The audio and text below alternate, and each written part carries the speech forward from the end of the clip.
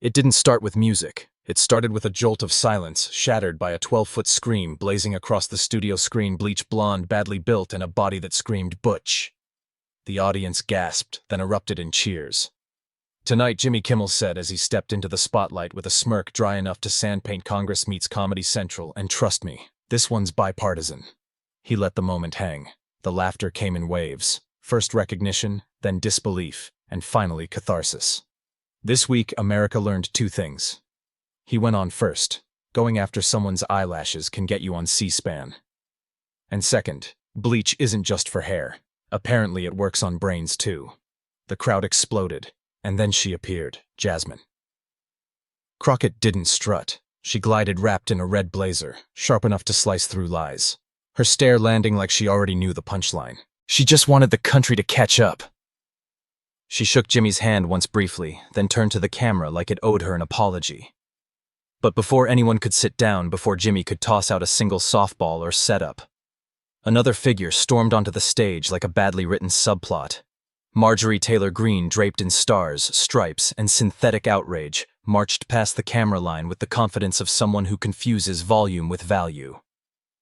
"I wasn't gonna stay home while America gets hijacked by socialist eyelash extensions," she barked. Crockett didn't flinch. She blinked once, slow and precise like a scalpel. "Look who finally figured out which end of the microphone talks," she said. Jimmy exhaled, caught somewhere between amusement and disbelief. "And here I thought we only booked one circus act tonight," he muttered mostly to the audience, which by now had surrendered entirely to the chaos.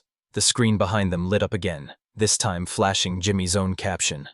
"Live Congresswoman, clapbacks and collisions." And with that, the gloves stayed off. The studio was still buzzing, the energy hanging thick in the air. Part thrill, part disbelief. Jimmy turned to Crockett deadpan. "So was that line born in the moment, or was it sitting in your notes like a loaded pistol?" Jasmine didn't smile. "I keep a drawer full of truths. Some just happen to rhyme." Laughter rippled through the crowd. Jimmy leaned back, savoring the sting. "But seriously," he asked, "how did we go from Merrick Garland to Maybelline drama?" Jasmine folded her hands calmly. "The hearing was a performance long before it was a procedure. The script was written days in advance. It just wasn't written by me." She paused, letting the weight of that land. "They skipped Garland and went straight to New York. Trump needed optics." She brought the volume. Greene stood with arms crossed, sneering. "Supporting a president isn't a crime." "No," Jasmine replied, "but skipping oversight to worship a defendant. That's not democracy. That's theater draped in flags." The crowd erupted. Jimmy chimed in. "When worship turns into policy hearings, turn into sermons and not the good kind," Greene snapped. "It was about values." "Yours are fake like those lashes," she added. Jasmine slowly turned her head. "My lashes don't legislate, but your distraction, it almost did." She leaned forward, voice steady. "I watched Comer ignore protocol. I watched her trade substance for spectacle. So I wrote it down. Not out of anger, but out of audit." Greene barked. "I was calling out lies.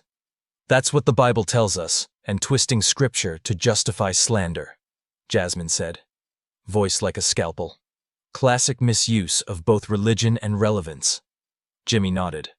"Marjorie, the Bible also says, don't cast stones, especially when your house is built entirely of Facebook memes."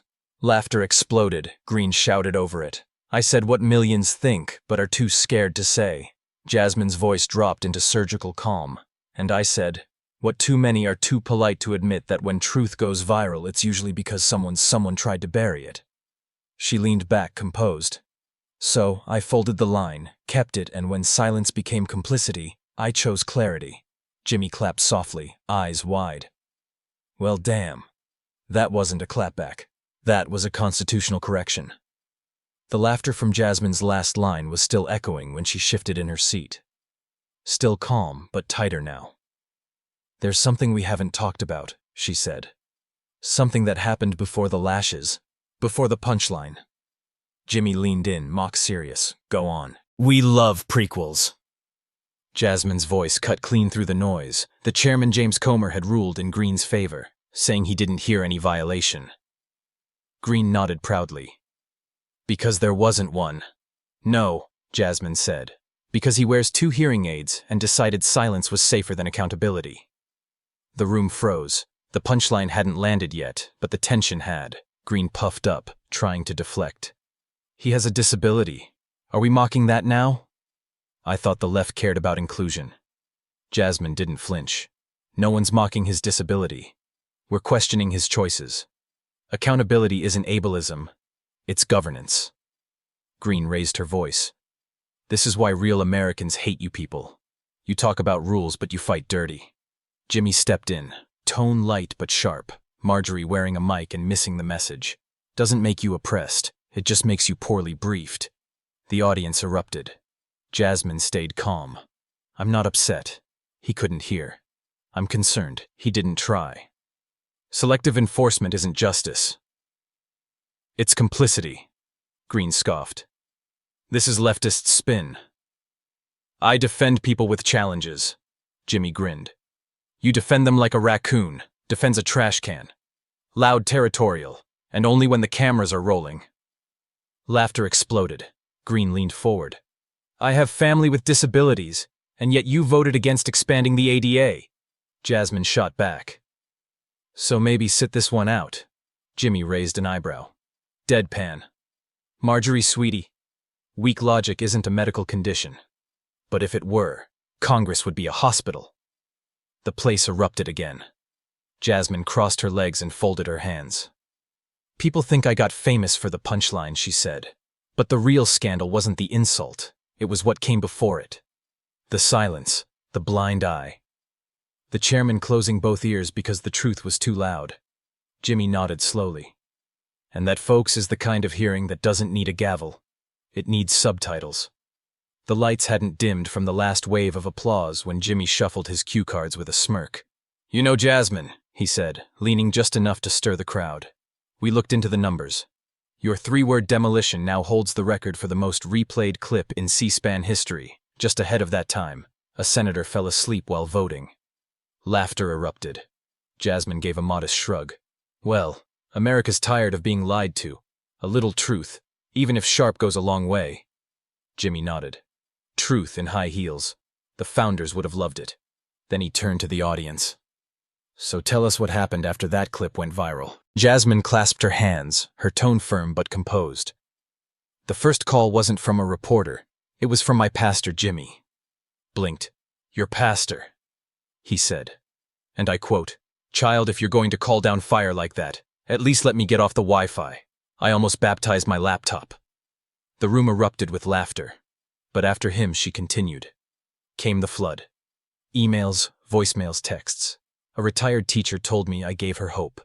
A single mom said her teenage daughter finally asked to watch C-SPAN. Jimmy grinned. She should get hazard pay for that. Jasmine leaned in slightly. Then came the surprising ones. Republican staffers. Whispers of support from the other side. One text said, We don't agree on policy, but thank you for reminding the room what discipline looks like. Greene snapped upright, her voice already sharp. You're making that up. The left invents sympathy because you know the truth doesn't sell. Jasmine didn't even glance her way. Truth doesn't need to sell, Marjorie. It just needs to survive you. Jimmy winced theatrically. That one stings and exfoliates. Greene barreled forward. You and your little fan club love drama, but America's dying out here. People care about faith country, real values, not some TV-ready tantrum about mascara. Oh, is that what that was? Jasmine asked. A tantrum. I thought you were just doing your usual performing rage without understanding the assignment. Greene turned red. I was defending morality. You wouldn't know it if it smacked you with a Bible, Jimmy cut in deadpan. To be fair, your version of morality is kind of like your geography, selective loud, and mostly fictional. Another wave of laughter swept through the room. Jasmine laughed too, then leaned back. I didn't ask to go viral, but apparently people still care when someone actually holds the line. Greene shouted, It's because you're a woman and a Democrat. The media loves that combo. You could insult a puppy and they'd still write poetry about it. You insulted democracy, Jasmine replied flatly. I just happened to be holding a mic. Jimmy nodded thoughtfully. And a mirror, apparently. Greene pushed halfway out of her seat. All I see are likes, retweets, and people getting high on hashtags instead of doing the work. Oh, I do the work, Jasmine said. I show up, I read the briefings, and I don't turn hearings into AM radio monologues. Greene snapped. You think that made you a hero? It made you a meme. The internet eats its darlings. Jasmine tilted her head slightly. And yet you're the one choking on relevance. The crowd howled. Jimmy shook his head. You know it's bad when the meme explains the moment better than the movement. Greene didn't stop. I've been on the ground. I've been to diners. I've talked to real Americans. Jimmy blinked. Were they aware they were in a town hall, or did they think it was a hostage situation? Crockett didn't even flinch. You go places, Marjorie. But you don't listen. You don't change. You just take selfies with the fallout. Well, my base still supports me, Greene fired back. Your base is tired, Jasmine said coolly. But they're not stupid. They'll figure out sooner or later that rage doesn't pay the bills. Jimmy leaned forward like he was delivering a late-night confessional. You know what's wild, he said. The louder she gets, the more it sounds like the background noise of a system cracking. Jasmine didn't gloat. She just nodded once. You don't have to yell when the echo chamber's collapsing. Boom! The studio went quiet for a beat, then erupted in applause. Jimmy adjusted in his chair, leaned in and tapped his pen like a priest before a confession. Okay, Jasmine, you burned the internet down. But let's talk about what you built from those ashes. Word is Team Biden came calling. Jasmine nodded completely unfazed. They asked if she'd consider helping communicate policy. I told them, I've been doing that since before it trended. Jimmy raised a brow. So now you're officially part of the White House's outreach push. Let's just say I'm helping them speak human. The audience chuckled politely. Greene rolled her eyes so hard it nearly shifted the set. Oh please, they just want a pretty face with a spicy mouth to distract from the fact that everything's more expensive now. Jasmine turned toward her, steady and unblinking. More expensive because of policies. Your party stalled, slashed, and spun. Oh, don't you dare, Greene cut in. You want to talk policy? Let's talk SNAP, $6 a day. That's what y'all call food security. It's not enough, Jasmine said firmly, and it was Republicans who pushed to cut it even further. Jimmy stepped in his tone level. For context, folks, SNAP provides about $6 per person per day. Less than a Starbucks drink, unless you're just drinking ice, and housing. Jasmine continued. The median home now costs $400,000, with interest rates climbing most Americans. Especially renters can't even dream of owning. But somehow tax breaks for yachts made it through just fine. Greene scoffed. You people always want to punish success. No, Jasmine replied. We just want to stop pretending the working class is struggling because they're lazy. They're struggling because the game is rigged. The audience burst into applause. Greene shot back. The only thing rigged is this narrative. You paint Trump like he's the villain when to half the country, he's a symbol. Jasmine's response was calm, clean, and surgical. And he's not a symbol, he's a warning label. The kind they print on products that explode if you shake them too hard. Jimmy nearly spit out his coffee. Someone please embroider that on a red cap. Greene pointed a finger. He's our symbol. He's proof that real people, not elites. Like you can win. Jasmine tilted her head. If being indicted 4 times makes you real, I worry about what we're calling inspirational these days. Jimmy nodded solemnly. America, where felony charges now double as campaign credentials. The crowd laughed, some of them nervously. Jasmine didn't smile. It's bigger than Trump. It's the culture around him. This belief that strong men can fix what democracy can't. That shouting louder is the same as leading better. You're just scared of strong men, Greene fired back. That's why the left cries every time someone says the quiet part out loud. Jasmine didn't flinch. We're tired of strongmen who are too weak to hear dissent without calling it betrayal, Greene sputtered. He's not weak. Trump fights. He fights subpoenas, Jasmine said. Not hunger, not inequality, not corruption, just the law. The room went quiet. Jimmy let the silence stretch. You know, Marjorie, you say Trump is a symbol of democracy, but last I checked, democracy usually involves more than one person. He paused for just a beat. Right now, you're describing Putin with better branding. The audience froze, then cracked into stunned, gut-punched laughter. Greene turned red. That's disgusting. And yet accurate. Jimmy said with a shrug. Jasmine leaned in. We're not trying to take America from anyone. We're just asking you to share it. Applause rolled in like thunder as the lights dimmed slightly, and Jimmy, with perfect timing, lit the stage once more, mischief dancing in his grin. You know, he said, flipping through a stack of cards on his desk, here at Jimmy Kimmel Live, we like to be prepared, especially when Congress gets theatrical. The audience leaned forward in anticipation. So in the spirit of civic engagement, he continued, we put together some backup nicknames just in case Jasmine ever finds herself in need of fresh material. He cleared his throat. Hoagie Head, Trump Stump, Gazpacho Goblin, QAnon, Hot Pocket, Chicken Fried, Karen and my personal favorite, Fox News, Barbie with Bluetooth Rage. The studio erupted in laughter. Greene shot forward in her seat.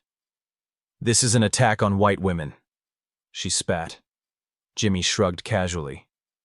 No, this is a psychological intervention for weaponized stupidity. The laughter grew louder, deeper this time, almost cathartic. But Greene wasn't finished. You people mock us while the country burns, while families starve, while women like me, real women, get silenced for speaking truth. Jasmine turned slowly, deliberately. You weren't silenced, she said. You were amplified, on every channel, every feed, every fringe site. What you did wasn't brave. It was broadcasted belligerence. Greene narrowed her eyes. I stood for the people. You stood for a camera. The room hummed. Jimmy chuckled. Honestly, it's not that people hate your message, he said. It's just hard to hear it over the sound of you contradicting yourself every 12 seconds. Crockett remained calm, unfazed. I don't need nicknames. I don't need viral clips. What I need is for someone to remember why we walked into that hearing room to begin with. She paused, then added, not to rant, not to perform, but to protect. Greene threw her hands up in exasperation. Oh, please, protect who? Drag queens, vegan voters. The border's wide open, and you're worried about pronouns. Crockett's voice cut through the tension, steady and measured. I'm worried about the kid whose SNAP card doesn't last the week. The veteran who can't afford rent in the city he served. The single mother who watches billionaires fly past her problems in tax-free jets. The room fell silent. Even Greene held still. Jimmy broke the silence with a low whistle. That was not in the MAGA playbook, he muttered. You just want power, Greene sneered. No, Crockett replied, her voice firm. I want accountability. She stood slowly. Not for effect, but for emphasis. They tried to break me with looks, with tone, with coded insults and dog whistles. Her eyes swept across the room. They came for my hair, my voice, my lashes, thinking they could reduce me to the surface. Jimmy leaned in, the audience hanging on every word. But I answered with facts, with law, with clarity, and 3 words that will outlive every smear. She looked directly into the lens. No fear, no flinch. Bleach built butch. A moment of silence, then the roof came off.